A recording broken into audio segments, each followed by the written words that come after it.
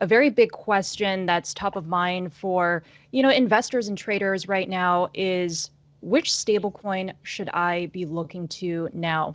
There's a big question on whether investors are changing their stablecoin preference from, say, a USDT to USDC or BUSD.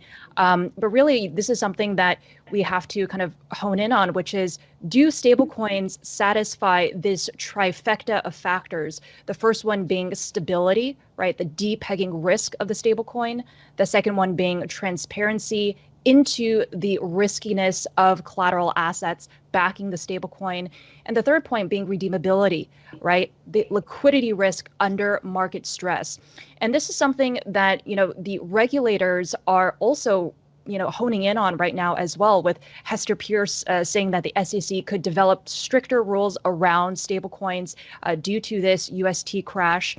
And, we can't forget that earlier last month or 2 months ago, that Senator Pat Toomey actually sent out a discussion draft on stablecoins called the Trust Act, where he encouraged the administration to take a really hard look at stablecoin regulation and Congress's responsibility to outline these broad parameters around this market. And so what's very interesting here is that this Trust Act regulates the payment, or would regulate the payment stablecoin category.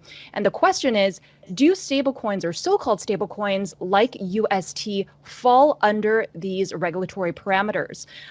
With recent news out of the U.S. Treasury, with Secretary Janet Yellen calling during the Senate banking panel for more appropriate regulatory framework by year end, there is deeper concerns that if this market were to expand much larger than it currently is now, that there's no comprehensive standard for governing the risks of stablecoins as a payment product, and that with significant potential risks to financial stability, that now is the time to put legislation into work that should have what she calls federal prudential terms around it.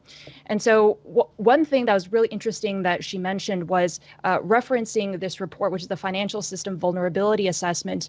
And really what she highlighted was, these stablecoins, one of the main things that we have to understand is, how redeemable are these stablecoins during market stress, right?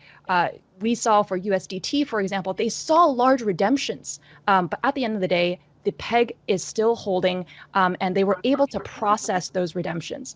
And so these are just some of the factors that, from a regulatory perspective, we should be looking to as we, kind of assess the attributes and risks of different stablecoins. Thank you for watching Crypto Unwrapped, our new weekly show where we dive into the hottest topics in the crypto world. Check us out live on Wednesday at 10 a.m. Eastern here on YouTube and Real Vision for more.